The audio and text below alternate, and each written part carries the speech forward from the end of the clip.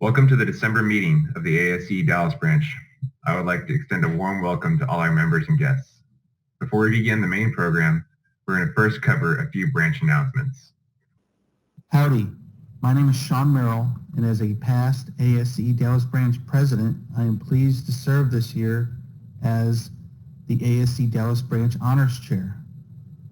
Applications are now open for the ASCE Dallas branch Engineer of the Year and Young Engineer of the Year awards.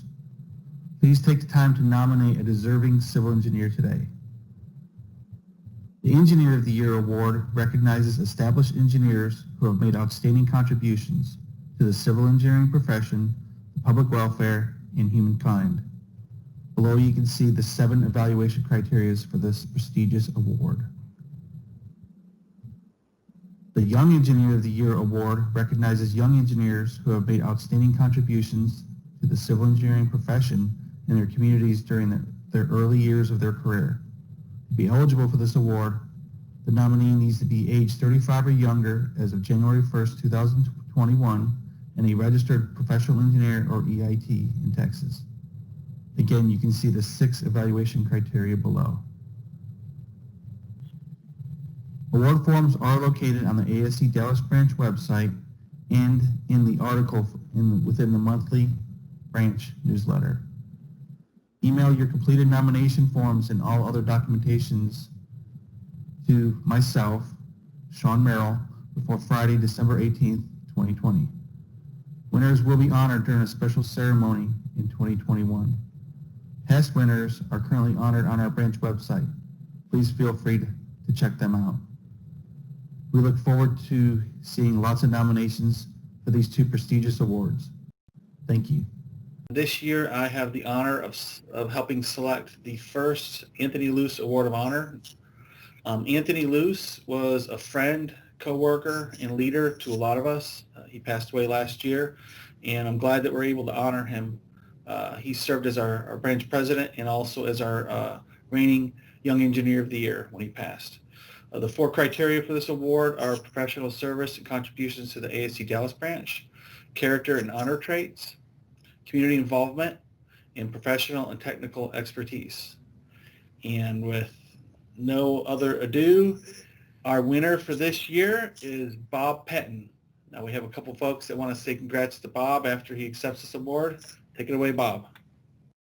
This award in honor of Anthony Luce, what a professional, and someone we all admired, and he and his family were highly supportive of our Dallas branch. I'm personally truly honored and deeply humbled to accept this award, and it's just really a lot to be thankful for. And I thank the Dallas branch for bringing the leadership together to create the award and for the nomination, and particularly for the support that my family has given me for the years that I've participated in the ASCE. Particularly my wife, Sue, has been highly supportive in my right arm through all of these days that I served. Moving up to the Dallas branch, onto the president of the Texas section, and later on to the District 15 governor for several years on that ASCE board, and later as a regional governor, and continue to be active in committees in Texas section and on the national level. I really wanted to say a couple of short things, really, for any member there that's interested in any kind of leadership role in the Dallas branch. Is there, particularly younger people, please step forward. There's probably be a place for you, and I think you'll find satisfaction in doing work for your profession and your community, and you'll gain some personal talents and skills too that you didn't know you had. More than likely, it's a possibility. And lastly, I'd like to accept the award too on behalf of my fellow life members, particularly the senior life members who can remember in the middle 60s when I joined the branch, and we were gathering together for 20 or 30 guys at lunchtime at the French room of the Adolphus Hotel. How much stronger the branch is now, great leadership that it has, and how it's progressed over these years to what it is now. So really, in concluding, I just want to thank the branch again for the award, and wishing all a happy and healthy Christmas holiday season. And when we all gather again, because this pandemic will come to an end, it shall pass as time does. But have a good one, and thank you again for the award. Bob, I'm glad to talk to you. I'm glad that you're getting this award. You certainly earned it. The difference between a good engineer and an ordinary engineer is good judgment, and you've demonstrated good judgment in your ASCE work and in your profession, and so I congratulate you on that. They picked a good person for this award. Hey, Bob, this is Wayne Klotz from down in Houston Way. I was so thrilled to hear that you're getting the first Anthony Luce Award of Honor there in Dallas. You know, I know all the people in Dallas are very familiar with what you've done, but I just want to brag on your service to the Texas section. When you were president back in the 80s, we almost lost ASCE. We almost went bankrupt, and you were the president who stepped up and pointed out the problems and started us on the path to recovery, and I've always appreciated that. Just know that after knowing you for over 40 years, I've always held you in the highest regard. You are a man of impeccable professionalism and the consummate gentleman, and you've always been one of my heroes. Congratulations, Bob. My name is Rachel Hayden, and I am a former ASCE Dallas branch president. I would like to offer my heartfelt congratulations to ASCE fellow Bob Patton for being selected for the inaugural Anthony Luce Award of Honor from the Dallas branch of ASCE. I personally met Bob when I first became involved with ASCE Dallas branch more than 25 years ago. I was a young engineer, and he was always so kind and welcoming at all of the meetings. And then over the years, I would see Bob and his wife Sue at other conferences and technical programs throughout the country. So when I think of the legacy of the ASCE Dallas branch, Bob Patton always comes to mind. So congratulations, Bob, on receiving the Anthony Luce Award of Honor from the ASCE Dallas branch. Bob, it has been my pleasure to know you these many years and to have the privilege of working with you at HJA for the last 9 years. I always look forward to our chats when we have a chance to get together. You exemplify the qualities of the Anthony Luce Award of Honor and are truly deserving of it. You have my sincerest congratulations. Hi, my purpose today is to reinforce the conferring of the Anthony Luce Award of Honor to my friend Bob Patton. My relationship with Bob, aside from our friendship in general, has been his role as an active parent of children enrolled in an elementary school, of which I was privileged to be principal, and as a colleague in the Rotary Club of Park Cities. Bob has been the very embodiment of the Rotary International motto, service above self. In summary, no short recommendation like this could adequately, let alone comprehensively, capture the quality of character and dedication to the right living of Bob Patton. Not only Bob is honored by receiving this award, but he will bring honor to the award itself. So thanks to all those folks that recorded those videos, to Bob Patton for winning the first inaugural Anthony Luce Award of Honor here at the ASCE Dallas branch. We hope to acknowledge Bob in person later this year with a physical award in front of the Dallas branch membership. We also will recognize the 21 Engineer of the Year and Young Engineer of the Year award winner as well at that time. Just remember that this award is giving out every 5 years, so the next award will be giving out in 2025, but we're always accepting nominations. The nomination packet is available online on our awards page. With that, thank you again for supporting this award, and hopefully we'll get a lot of good folks applying for this award next time. Thank you. Ho, ho, ho! Well, for many of y'all, that's a familiar sound, and for the new people, you may not know what that's for, but the WBAP, it's getting to see that time for Christmas, and we're helping raise funds for the Denton State Supported Living Center. This is a place that basically it's a ward of the state, where the state takes care of mentally challenged adults who may not have parents or somebody to take care of them. So this year, we want to go once again raise funds. In the past, we've raised over $25,000 over the last 13 or 14 years. And so this year, I want to do that again. I want to provide you that opportunity to give money. Normally, as you know, I'm outside our meetings taking cash, but this year is a little different. So this year I have set up both a Venmo account and a Zelle account.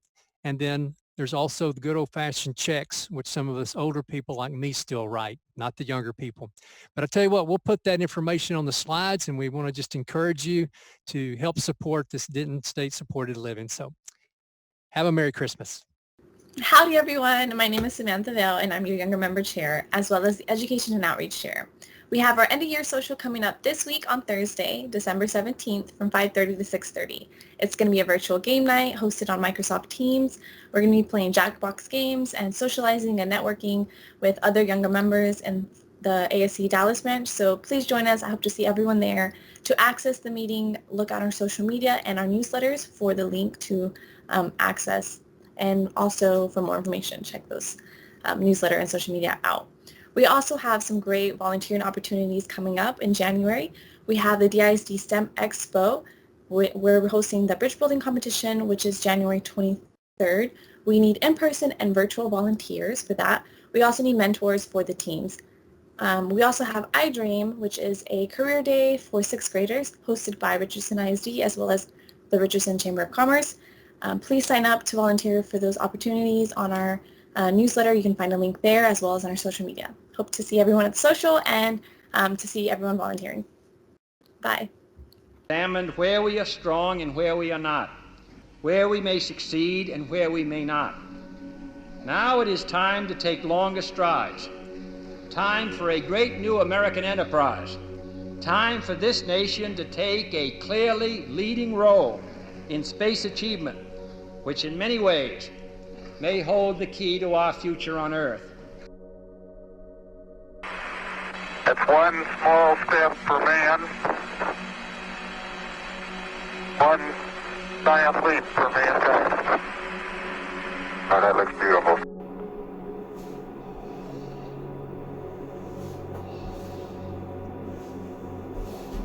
So you want to know about future cities?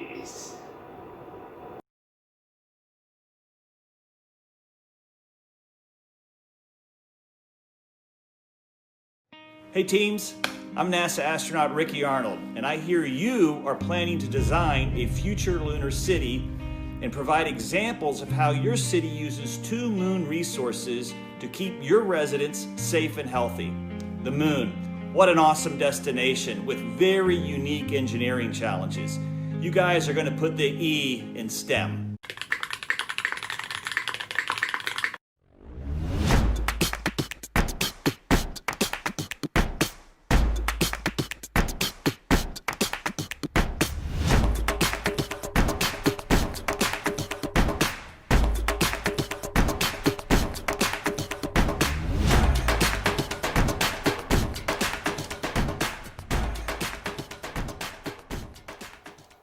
So Neil Armstrong needs you to volunteer as a judge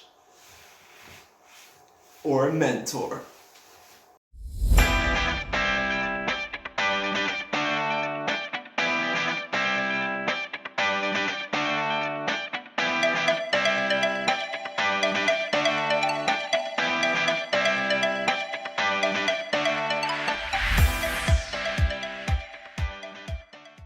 Hello everyone and happy holidays. For those that don't know me, my name is Nick Phillips and I'm the current branch director for the Dallas ASCE branch. Hi guys, I'm Samantha Vale, the Younger Member Committee Chair. We're here today to share with you some of the exciting news about a new program that ASCE has started. This new program, titled the Bridge Program, will be geared specifically towards outreach and development of our younger members and student members. Every year, Dallas grows larger and larger both in respect to opportunities and its population. With this historic growth that DFW is seeing, there will be a great demand for skilled, personable leaders from within our civil engineering community. ASCE hopes to do its part in raising our newest generation up, so that way they can forge a new path forward in this ever-changing world of ours. Our Bridge program will feature technical development sessions where we will promote the mastery of design concepts and programs.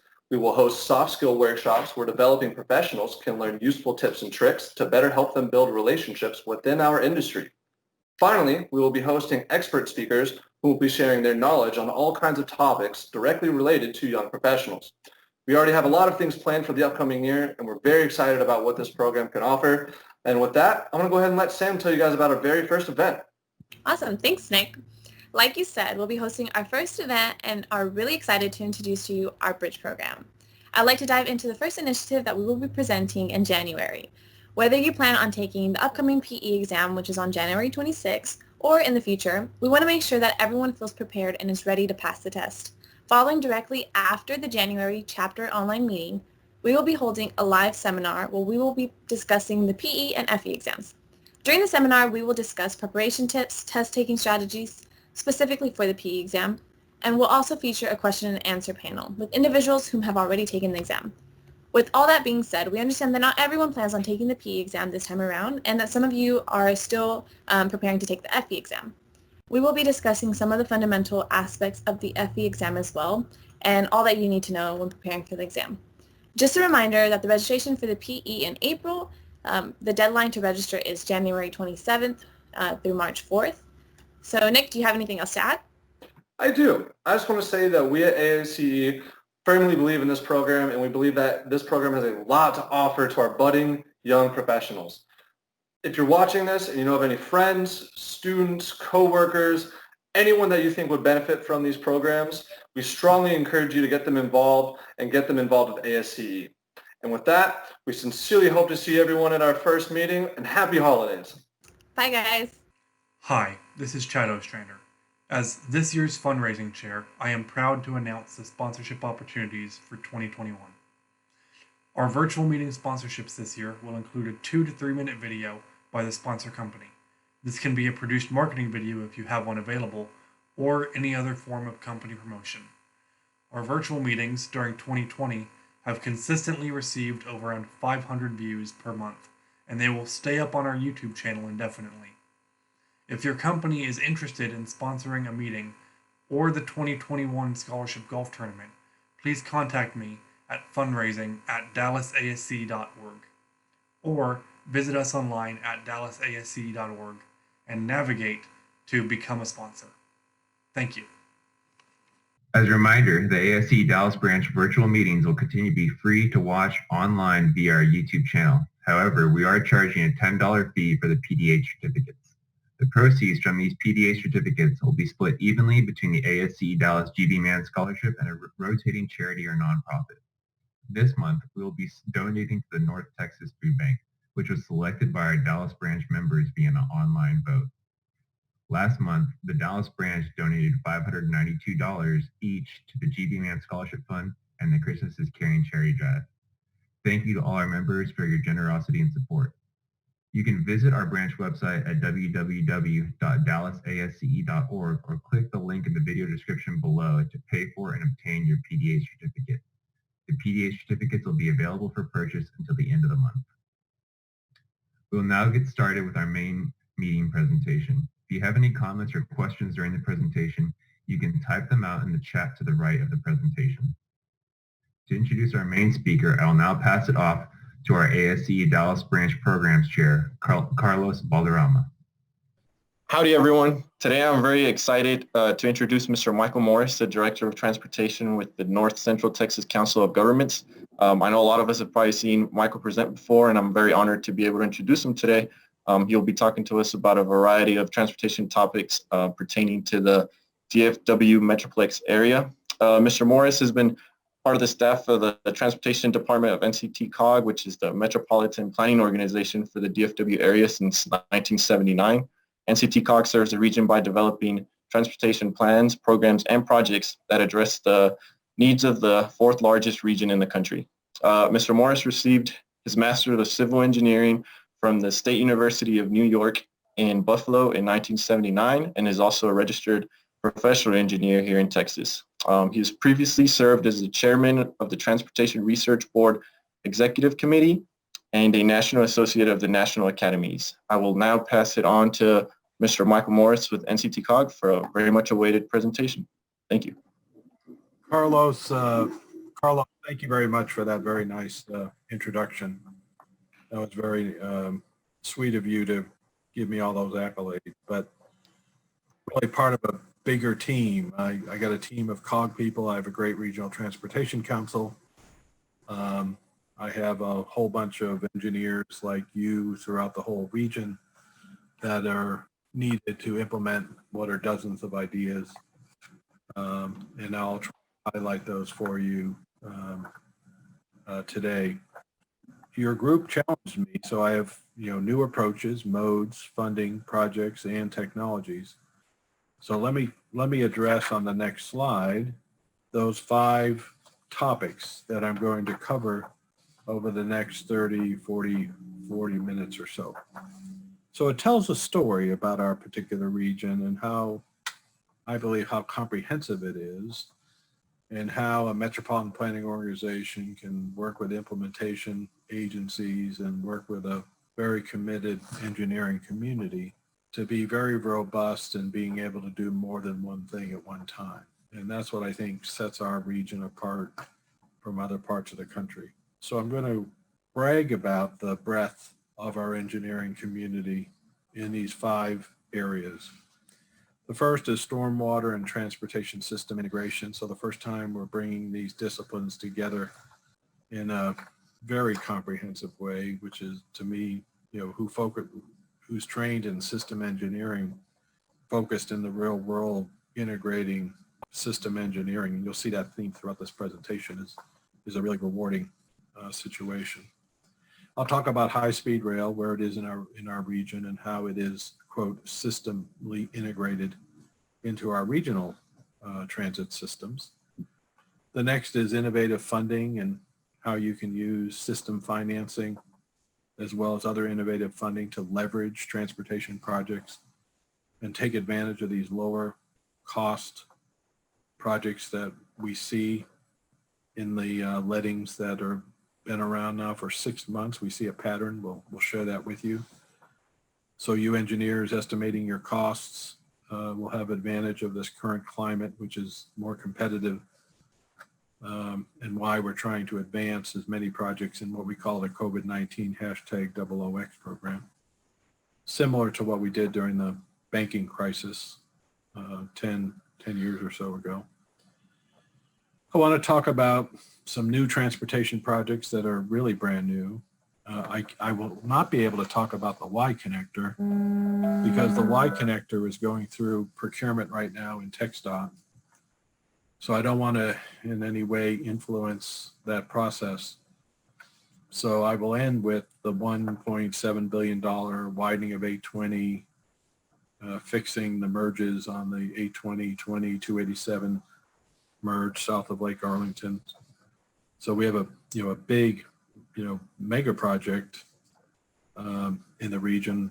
It's the sister to the 635 East project that's already under construction for about the same dollar amount.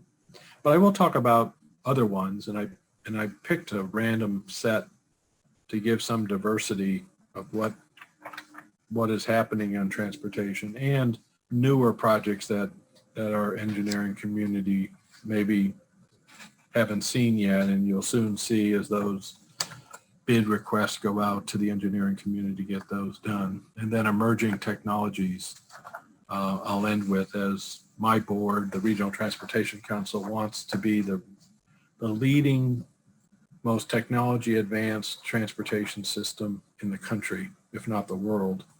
And we'll touch on some of those items that we're working on. So if I was a young or middle-aged engineer, I would be interested in this diversity and be happy I had a region that was working on all these things at the same time. So there was a home for my interests within the Dallas-Fort Worth region.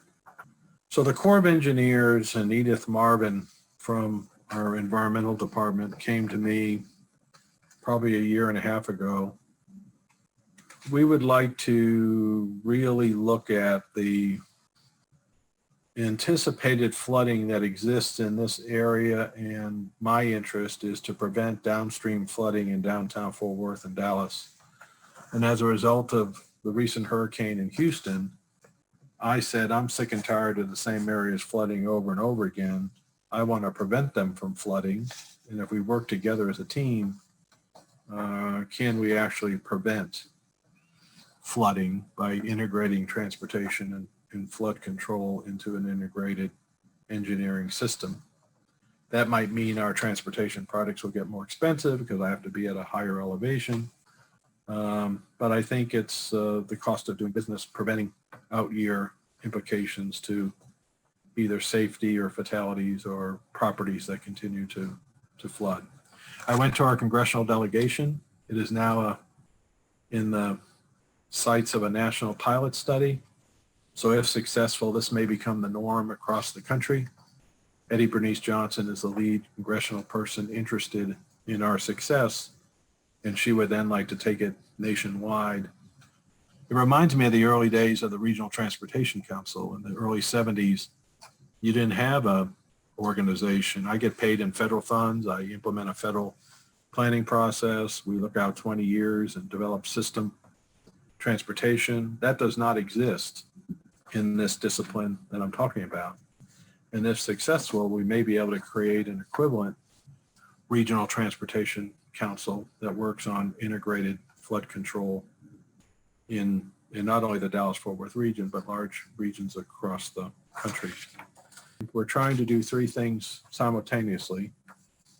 We're obviously looking at stormwater runoff. That is obviously a very common problem. Not to get into the politics, but with recent times and impacts of climate change, this problem has gotten significantly worse as rains are occurring at a slower speed as it moves across the landscape, and there's more moisture in them.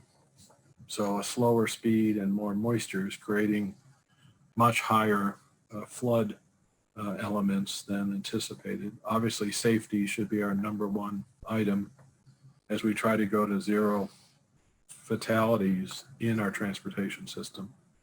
And then if we're going to do stormwater and transportation, why aren't we being better environmental stewards? And I will argue bringing environmental stewardship actually helps you with stormwater runoff. And I have a couple examples of that I'm sure several of you work on, but more people need to be aware of.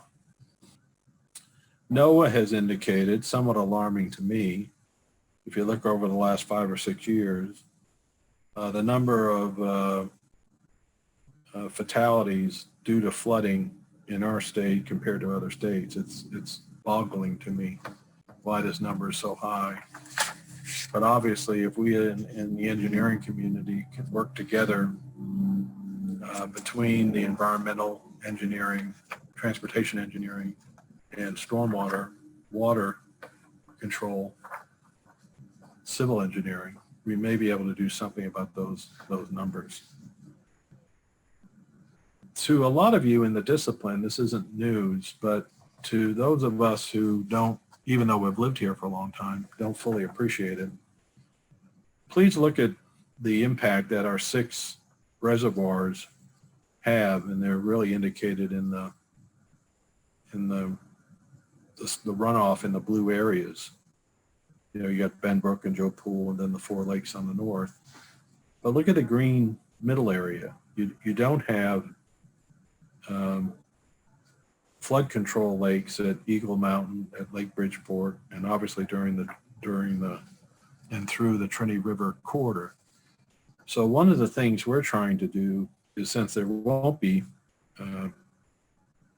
flood control lakes in the green area in our future, we need to use the engineering expertise and partnership between our disciplines to control that water in that green area from upstream development, and get out in front of that upstream development and do it in a way that'll prevent downstream flooding. So we have lots of partners in this. You have obviously the Regional Transportation Council and our COG board funding this $10 million effort in partnership with a whole bunch of federal agencies. And the Army Corps of Engineers is bringing in these other federal agencies. In the case of like FEMA, we went to HUD. HUD is the funder through the General Land Office of a lot of these initiatives. And you obviously have state organizations involved, Texas Water Development Board and the General Land Office. You obviously have a whole host of regional authorities that you work for, and say the Tarrant Regional Water Development Board. And then you have all of our local governments that obviously we would orchestrate through our Council of Governments. So there is not a layer of government service that we are not trying to bring into this comprehensive approach to try to develop not just a solution for our region, but the best path forward for the nation with regard to how to do this. So these are Michael Morris wishes. I'm integrating these into this effort. So as engineers, any advice you wish to give, please give so as we move forward. So obviously transportation will be working at the elevation of our structures to create the control of water, either lower to slow it down or higher to increase the capacity. Often transportation tries to minimize their cost. And obviously we're going to get away from that as we look at the system effects. Obviously culvert design will be integrated with better simulation tools that we will get from FEMA and the Corps of Engineers with Atlas 14, higher water and flood and rain data. I'm interested in mechanical culverts. So what I mean by that is instead of just a concrete culvert, when do I want to close a culvert and not let there be water that comes, say, under my structure to backfill an area that can take a lot more water temporarily? And it may be, thousands of trees or other tree bank farms or other things I'm doing where I wish to, hydrate them. And then at some point before I prevent flooding, I would then open up these mechanical culverts as I try to manage it. And you may have a system of mechanical culverts as part of this conversation. So is that a good or bad idea? And how do you do it? And can you do it remotely? And lots of initiatives like that I need some feedback from the engineering community. I want to develop the equivalent of what you guys have developed in the architectural side in LEED certified buildings. I want the LEED focused on energy, me focused on environmental stewardship. What do I have to put into a bridge structure to minimize, break linings, stormwater coming off the bridge, going into a water supply? How do I capture the water and bring it back and filter it so it doesn't go into that body of water? What do I make the bridge out of to reduce leaching or other things over a body of water? So I want to develop a whole new set of requirements that when I'm going over a pristine area like the area between Lake Louisville and Ray Roberts, very pristine environmental area, and I want to build a new structure, what are the ingredients of that structure to minimize what it has? If you've ever been to New Orleans, they use their parkway widths often to store water. Can we do that in selected areas as part of our roadway design? Under safety, as you get your cell phone and it tells you the best way to the airport, and it may send you down a low-lying area, how do I automatically update in rain in advance of the rainfall? So I have a simulation where I know the rain is coming down.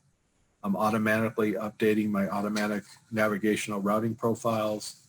I know that this amount of rain will inundate a certain low-lying area. I cut off the routing algorithm so we're not routing people to low-lying areas. That's an example. Where are my low-lying areas? Why don't I, as a matter of policy, pick off 1 or 2 a year? So after 20 years, I've done 40, I've fixed 40 of these low-lying areas. Or maybe I do 5 a year. Where are they all? Which ones have the highest volume? And, let's pull the interstate, 35 frontage roads that seem to always flood. Let's get those fixed so we don't have that particular situation. Minimize stormwater, obviously. Detention, how do we build in detention? Obviously, that whole green area on the map is all about detention.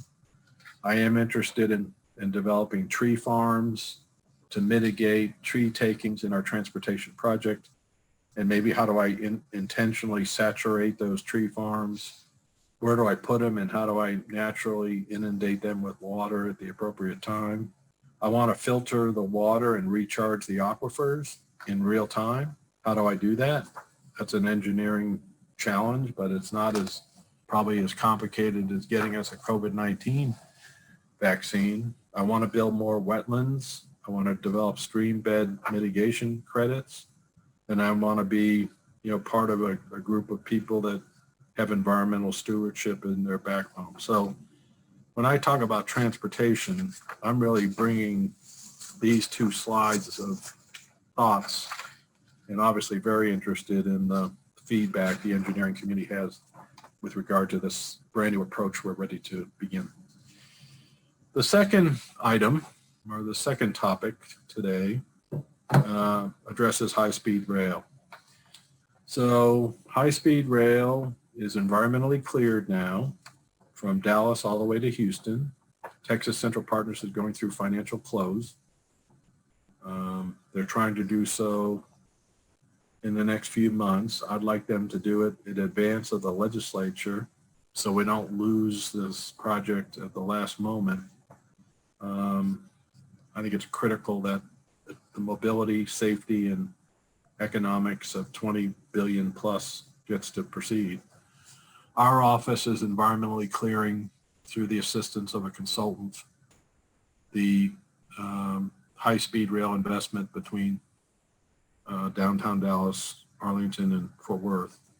And then we funded an engineering study from Fort Worth all the way to Laredo and beyond, Monterrey, Mexico, to bring to the commission, to get the commission to begin an environmental of the third high-speed rail in our region would be Fort Worth to Laredo. So those three are underway, literally,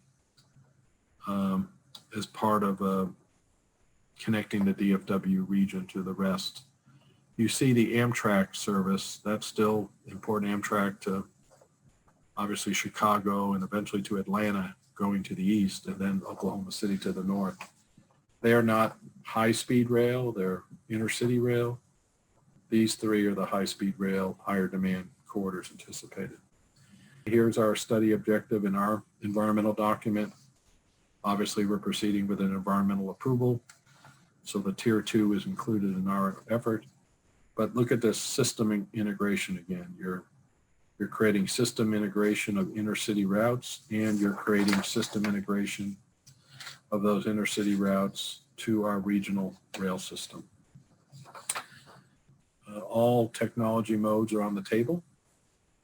So we're moving away from conventional TRE 60-mile-an-hour service,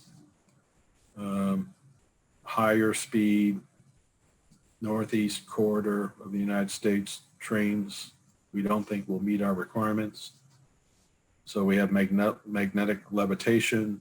You have, hate to say, traditional high-speed rail when we haven't even implemented it yet, but you have 54-year-old Japanese technology coming to our country between Houston and Dallas that has never had a fatality in 54 years and operates 99% of the time to schedule.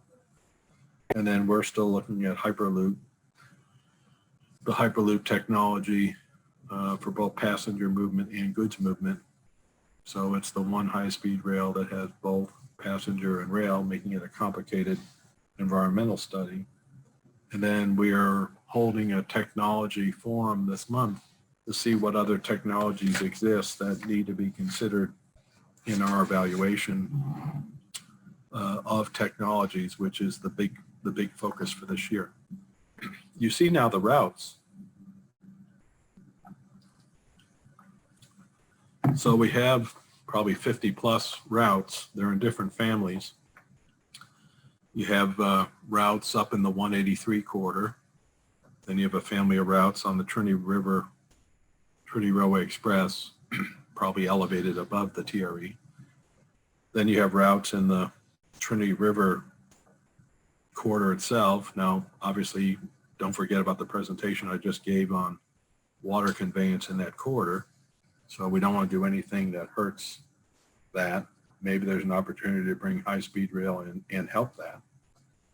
You then have the Interstate 30 corridor. You then have the Division/UP corridor.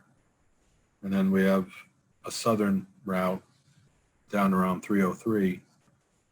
So all of these technologies will be applied to all of these corridors to find hopefully the best technology.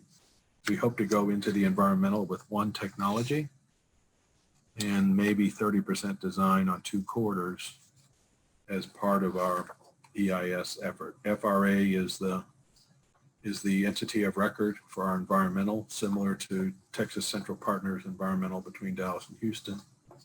And the Federal Transit Administration is serving as our cognizant agency in managing the federal funds that we're using to conduct the environmental impact study. So let me end with this, again, theme of system integration. Here you have 3 different rail lines, high-speed rail lines, Houston to Dallas, Dallas, Arlington to Fort Worth, and then obviously Fort Worth to Waco, Temple, Killeen, Austin, San Antonio, and Laredo, and then someday on to Monterrey, Mexico. But look at where these downtown stations are. And I didn't draw the Arlington station. The Arlington station has the next, what we call autonomous transit investment into DFW Airport. So DFW will get its 4th rail. It has light rail from the southeast. It has regional rail to the northeast. It has regional rail to downtown Fort Worth. And we'll have next generation autonomous transit coming from the south, from Arlington to the Trinity Railway Express, and then on to DFW Airport, and also serve as the egress mode for high-speed rail into DFW Airport. The third part of the presentation deals with how do we, fund a lot of this, and how do we do it in an innovative way. What we did back in 2009 is during the financial crisis of the banks, we knew the economy was turning south.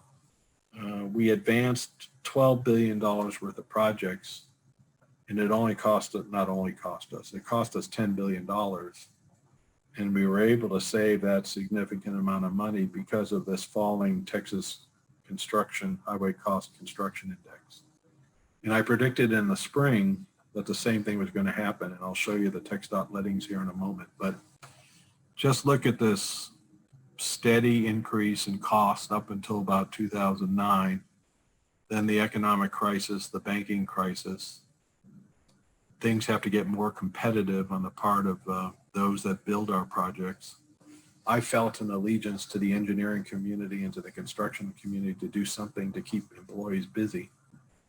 We thought outside the box to get projects funded, including P3s, including advancing at some risk to my own career projects by the North Texas Tollway Authority.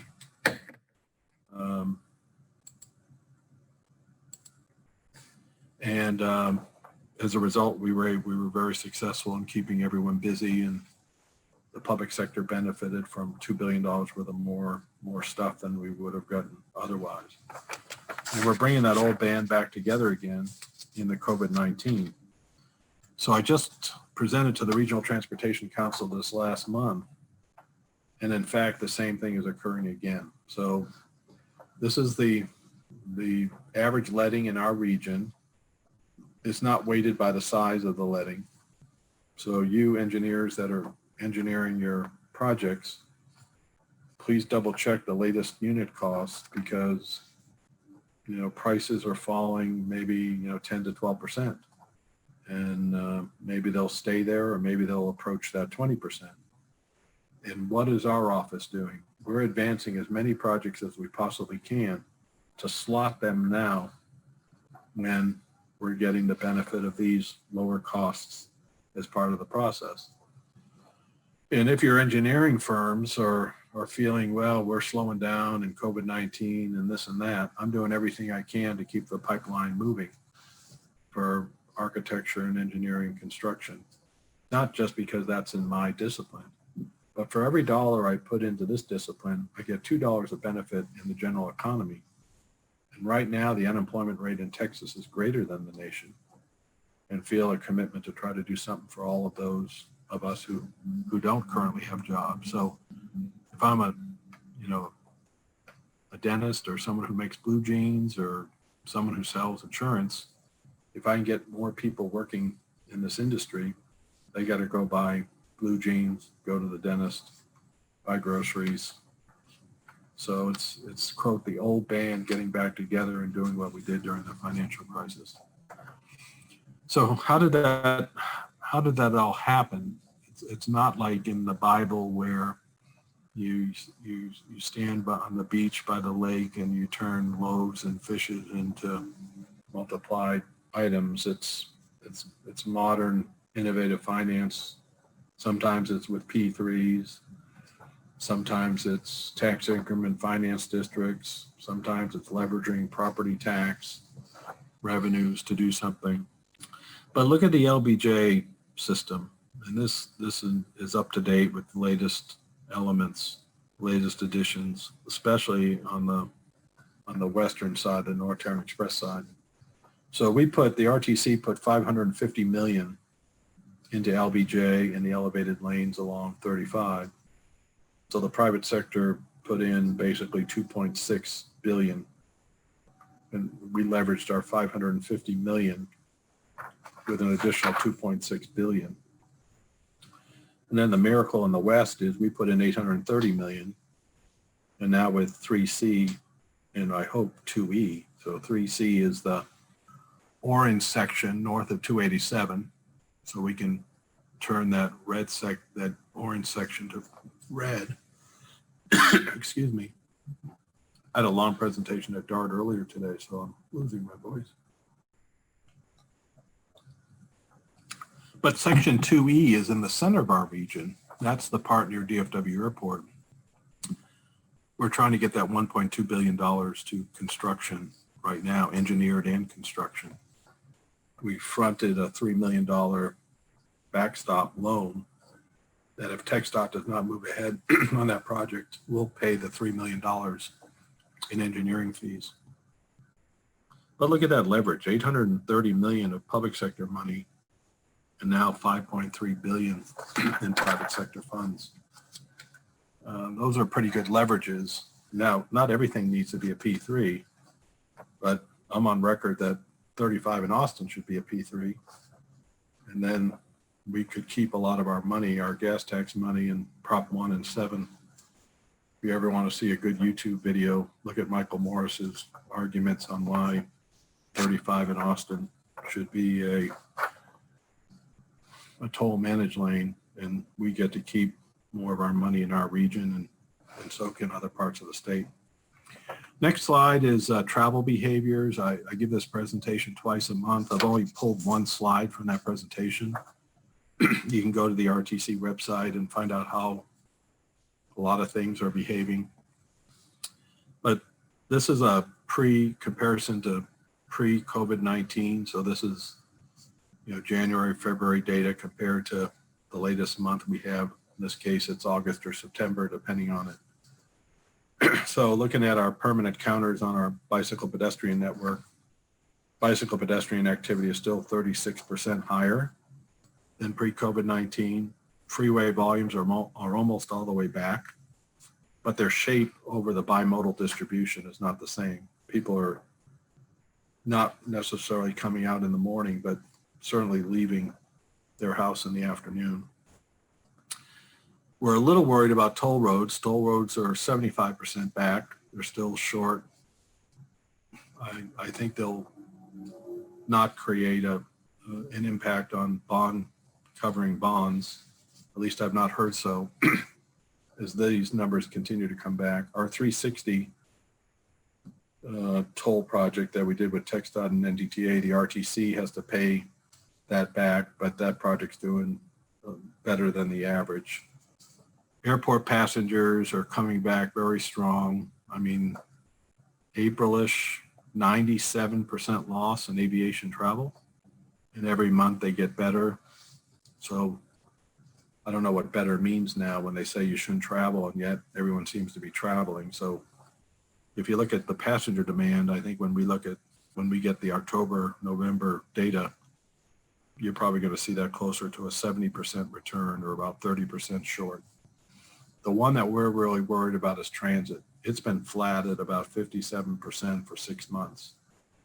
So we've initiated a partnership that you'll hear about with the transit agencies to see what we can do at the Regional Transportation Council to bring back more of that ridership. Now, I don't think it's going to come back until large employers decide to bring people back, especially in our downtowns. But we're not waiting for large employers to bring people back. We want to help our transit agencies sooner. So of all the modes, I'm most worried about the 3 transit agencies. Let me move into the fourth area.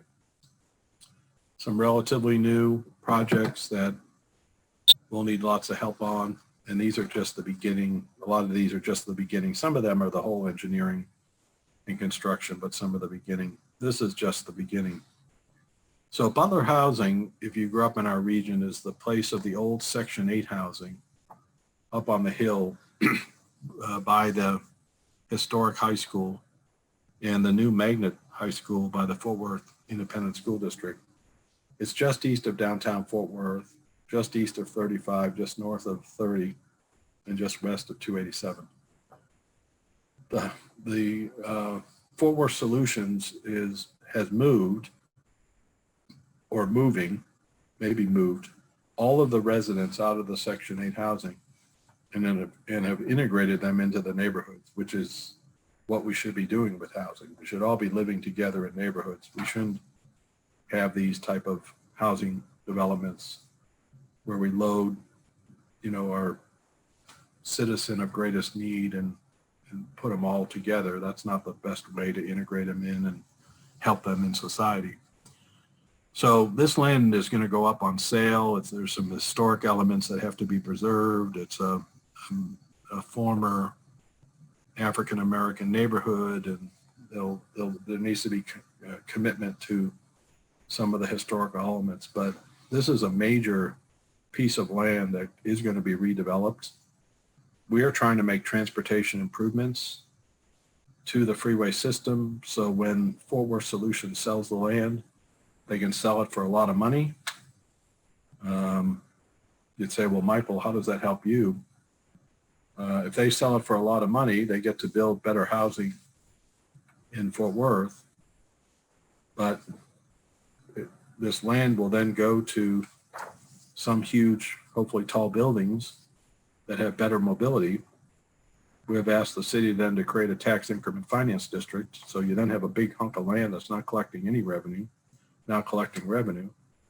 And we would share in that revenue from the TIF district to help pay back the transportation solutions that help pay that back. It's an example of a project in my fourth category, but it's also an example of an innovative funding approach where a TIF district refunds us for our transportation investment. The next one is I got a little unlucky with. So the good news is we just won a $50 million build grant to double track and rebuild a lot of the structures on the Trinity Railway Express. So that'll all be going to engineering and implementation. 25 million we competed and won from across the country. So 25 million more from the feds, matched with 25 million, 20 million probably from the transit agencies. Burlington Northern is putting in 3 million. We have some money in it. But you're looking at a section of the railroad track that's going to be double tracked, and the northbound lanes of Interstate 20, the new columns are in this right of way. So I just got myself a $30 million request by TxDOT to have the RTC fund the northbound 820 freeway over the Trinity Railway Express, which is going to have to be fast tracked so that new freeway can be built where those columns aren't there where they are now. So that track can be double tracked and we meet the schedule that we committed to in the build grant. So sometimes you win 25 million and then it costs you 30 million to do it. But all kidding aside, we got to get the southbound Interstate Highway 820 is under construction now. TxDOT didn't have money for the northbound side. So now the northbound side is going to happen, maybe for the wrong reason, but at least it's going to happen to permit the build grant to proceed. So the RTC just funded that. The next slide is our commitment to transit, still to be identified. But, it's sort of a first installment, $25 million. It could go to insurance, engineering funds, next generation high intensity bus. I have a policy that I'd like all transit users not to have to stand in the dirt or the grass, that they have not necessarily a shelter, but they're on hard surface. So we'd like to implement more of that within the region. I'd love to do it in some mentoring program with construction workers and interns and high school kids to learn how to, work on a job and be safe next to a thoroughfare street and wear vests and get training and eventually be hired by construction companies. But I haven't successfully been able to do that yet. But even if they're done, there's got to be a way we can make sure our transit system meets all the needs of our users by creating an environment that's more transit sensitive, however the transit agencies wish to do that. The next project is you're starting to see the next phases of the Chisholm Trail. Tarleton State, which is part of the A&M system, is moving ahead on an announcement of their second building. They're going to the legislature for their third building. There's no interchange there yet. It was a deferred interchange as part of our Chisholm Trail project. So the RTC just funded the $20 million to build the interchange at this particular location. It has to be designed and constructed. It should be an easy environmental since it was included in the original environmental. It just was a delayed expenditure. If you've ever been to Weatherford and stood on the courthouse stairs, you probably said, oh my God, this roadway is awfully close to the courthouse. So that's all being changed. So there's a new thoroughfare street, context sensitive design, sustainable development type emphasis in downtown. It'll lead to portions of the on-system, TxDOT on-system roadways coming off. So, the US 80, 180 traffic goes around in the yellow and blue and creates more of a walkable downtown courthouse area, similar and maybe a little bit better than you see at other courthouses within our region, have to be in Tarrant County or Denton County or Collin County. This one is too close, and there has been safety implications to that particular location. The next is sort of the first phase in a refocus on traffic signals. I think you're going to see our office, if you're in the traffic engineering community, reach out on a minimum standard of what traffic signals and controllers and sensors need to be.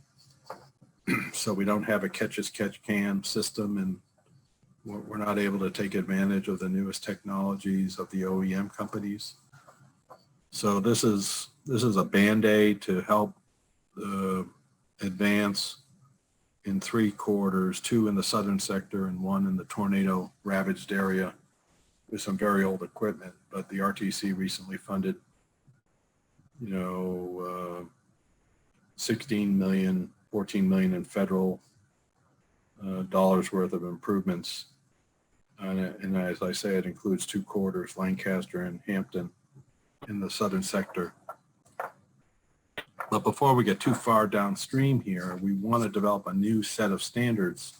So whatever traffic engineers are working, if we have a system in the future where an OEM in-dash piece of equipment wants to read when that light turns green no matter what traffic controller they go to, it communicates to that vehicle, and not just, you know, controllers in Frisco or controllers in a certain city.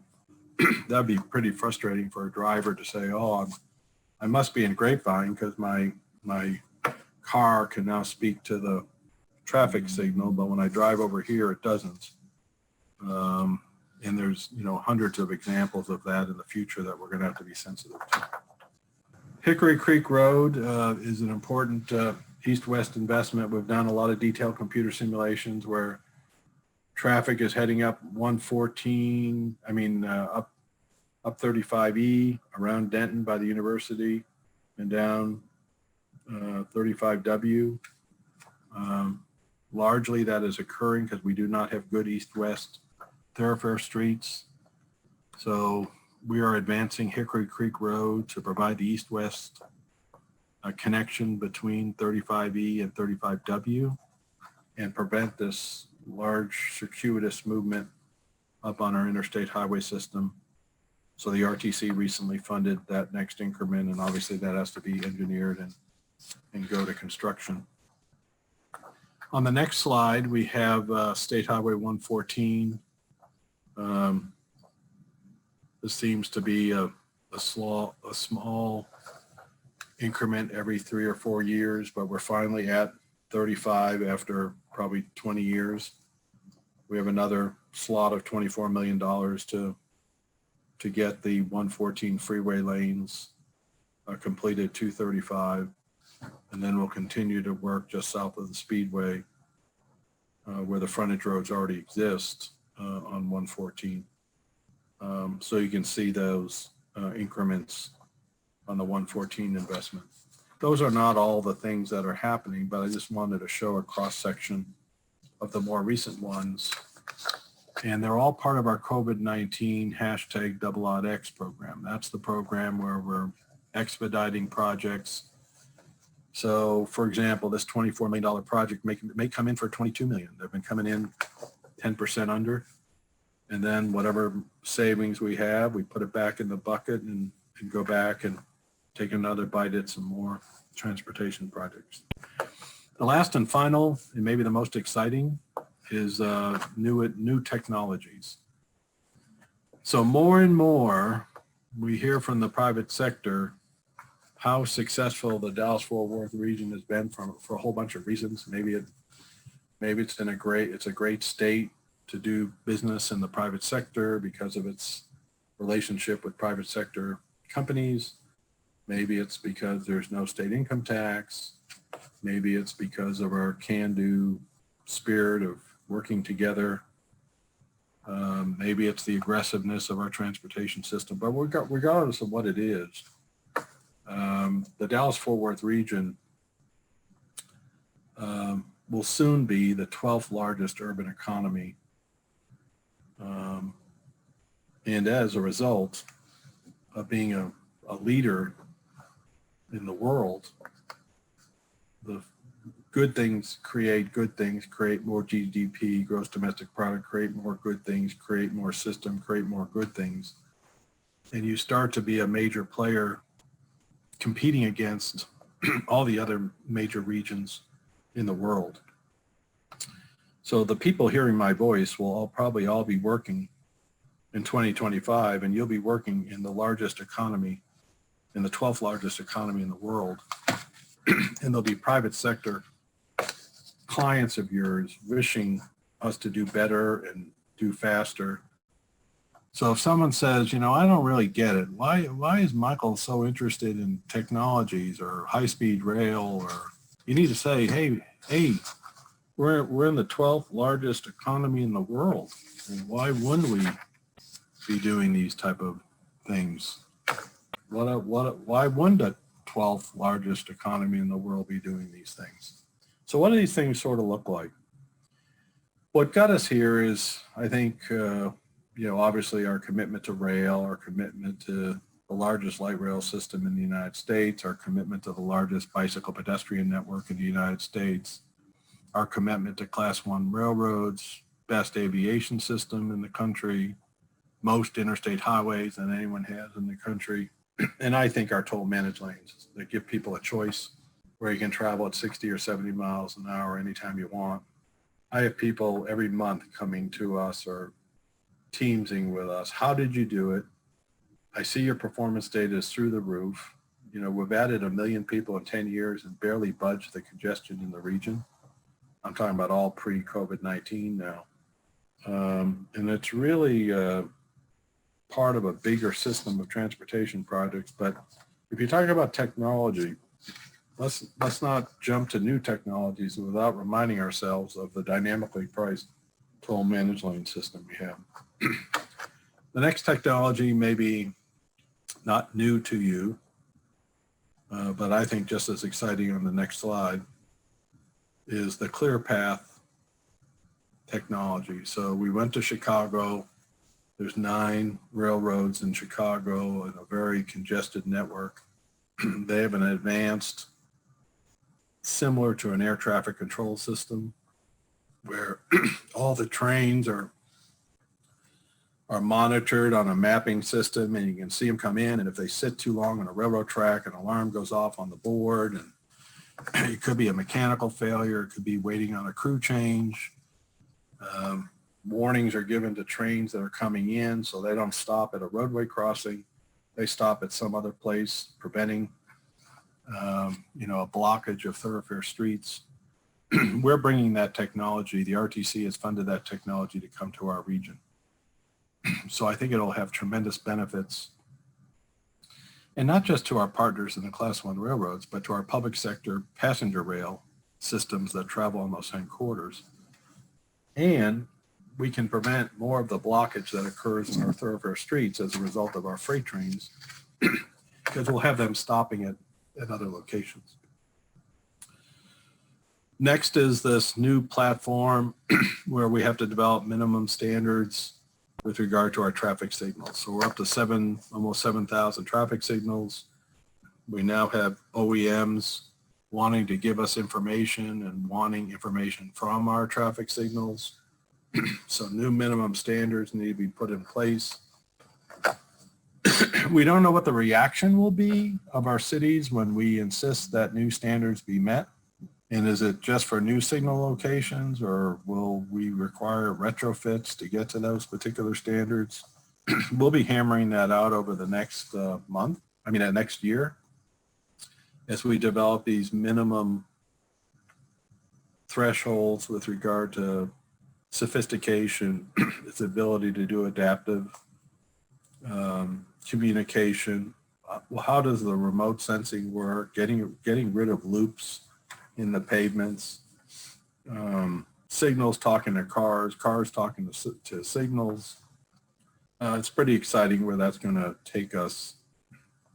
The next slide has new technologies. Tom Bomani and our staff really needs to be given the credit of now aiding 4 autonomous truck companies to come to our region.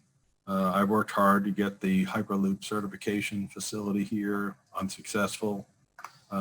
Lots of companies are coming. We have a new program that's out right now, $20 to $30 million.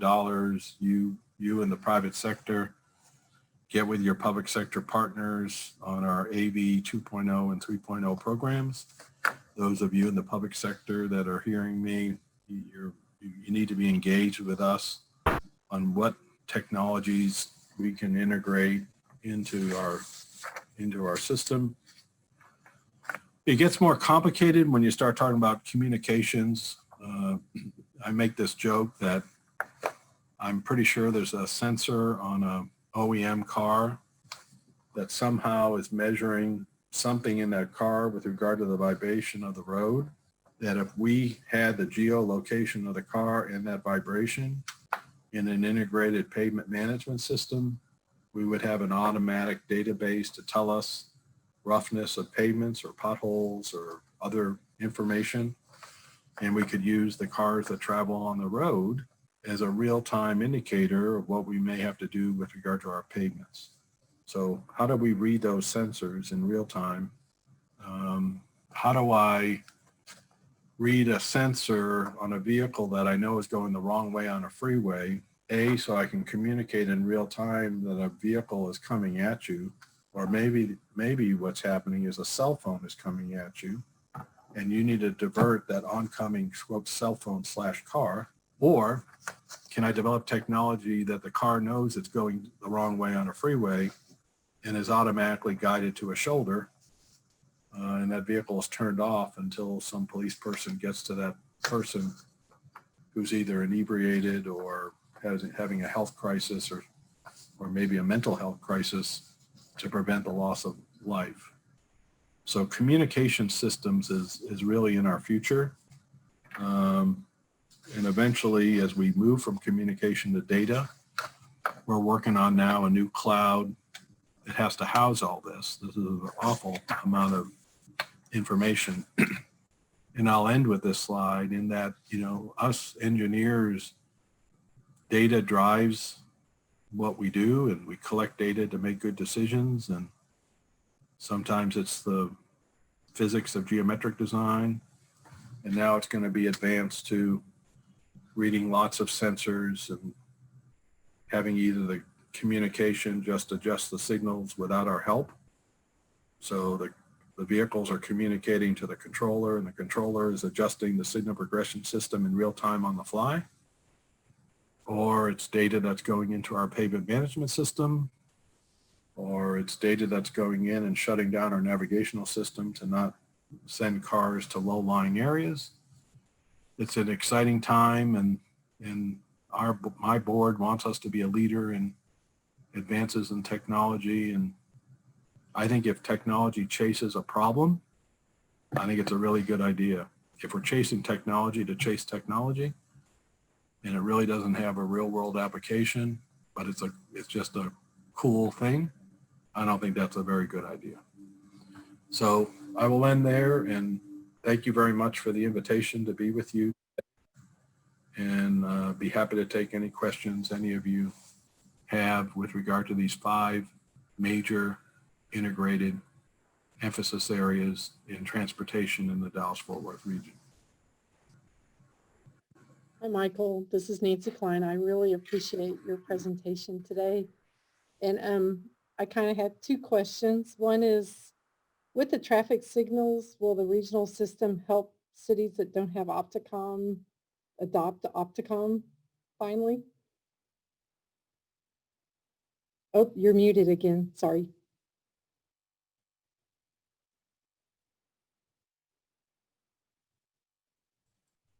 I think Carlos is doing that to me on purpose because I teased him about his age.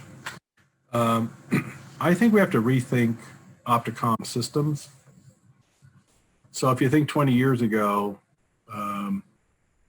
signal progression systems would often take 5-8 minutes after an emergency vehicle went through, or maybe a transit vehicle goes through. And if you do the math on the benefit of one vehicle going through and taking 5 or 8 minutes for this progression system to get re-assimilated, Opticom systems were good for emergency vehicles, but they really weren't good for traffic management.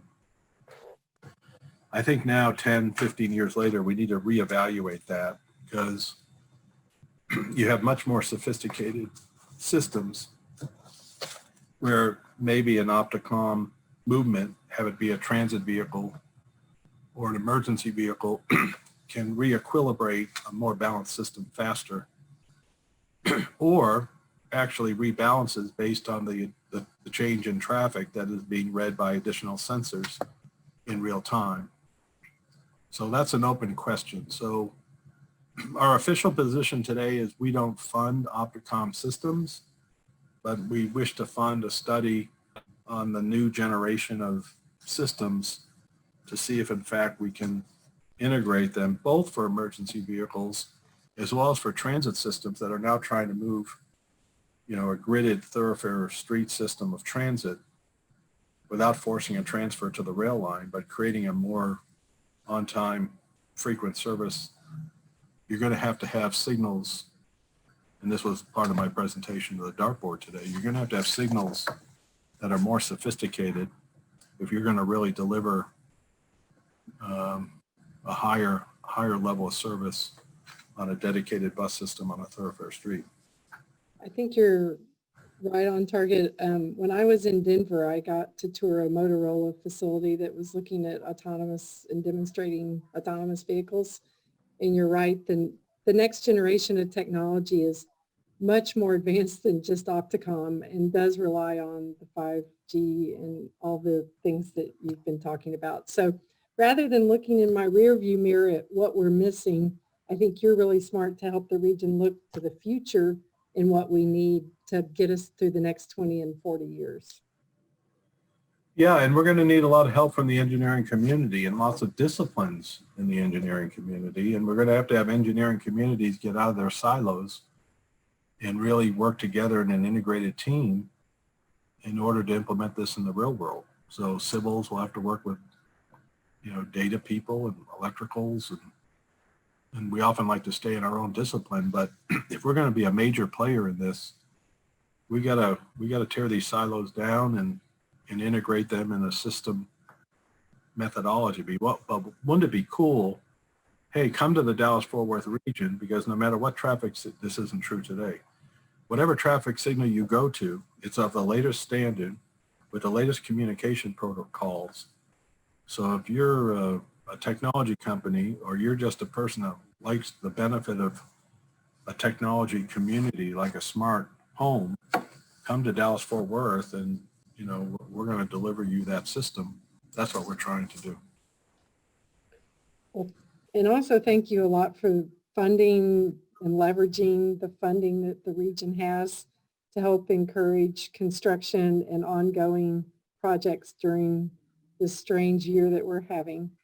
And I appreciate learning more about it. Yeah, and we'll take another bite at projects in the spring. I think you're going to see our new national government all over the infrastructure as a way to do this. So be prepared for a new nationwide infrastructure program that I think will be on the heels of our more regional one. So help us get these really big mega projects environmentally cleared so we can take advantage and compete with these new national infrastructure funds. But thank you, Mitzi, for that compliment. Any other questions for me? Hey, Michael, this is Carlos Valderrama. Thank you for the great presentation. You're right in assuming I was still a couple years away from A&M in 2009, so I was on my way, but not quite there yet. My question is kind of a little bit kind of what Nancy asked. I guess in your opinion, how far do you think we are from something fully autonomous, kind of what we see in sci-fi films where everything's integrated, kind of getting rid of the driver part of it and really just becoming an autonomous, almost driverless system? So I think it changes almost monthly. So, probably if you asked me that question, Carlos, 18 months ago, let's say we're a year away. And then 6 months later, the headlines are, we're not 4 lines of code away from autonomous vehicles. And then everyone drifted sort of away from that. And now I'm hearing, with the new OEM movement to electric vehicles, we're now seeing the OEMs, instead of competing against each other, they've now pooled their resources. And now there's new companies like at Google and other places who have the support of several OEM companies, where before, say 2 years ago, they were competing against each other and didn't share information. Now they're sharing information to all get across the goal line at the same time. And I think that's very important, and a recognition that, maybe the whole is greater than the sum of the parts. Maybe instead of winning first prize and taking another 10 years, maybe if we all cross the goal line earlier, maybe we can finally get to a safer system. Humans are horrible drivers, and distracted driving, if you look at the data from fatalities, it's horrible. And my hope in COVID-19 was we would see some benefit, maybe lower fatalities. Actually, we have greater fatalities, and because the VMT is less, the fatality rate has gone through the roof. And, you know, if you go back to your engineering school, Carlos, they would teach you it's hard to kill someone if the car is going really, really slow. Well, during COVID-19, cars are going 70, 80, 90 miles an hour because there wasn't enough congestion on the system, and we were killing people left and right. Humans are horrible drivers, and you know what? There'll be a fatality in an autonomous vehicle, and then there'll be another fatality in an autonomous vehicle. But there'll be 1,000 less fatalities than we will have as humans driving those particular vehicles. And if we're serious about safety, which we often aren't in this country, we talk about it, but we don't live it. If we're serious about it, then, you know, I hope to have one of these pilot projects with some of this next generation Google companies. And again, see if Dallas-Fort Worth can be a leader. I'd like to solve wrong way driving. I know that's a technology problem, but I think one that's solvable.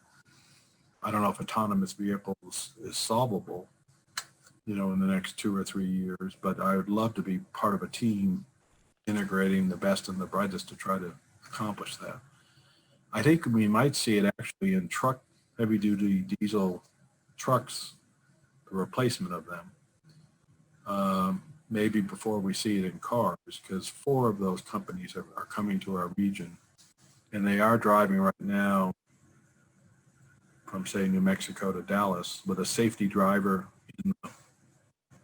in the cab, but that driver is not driving the vehicle as they continue to learn.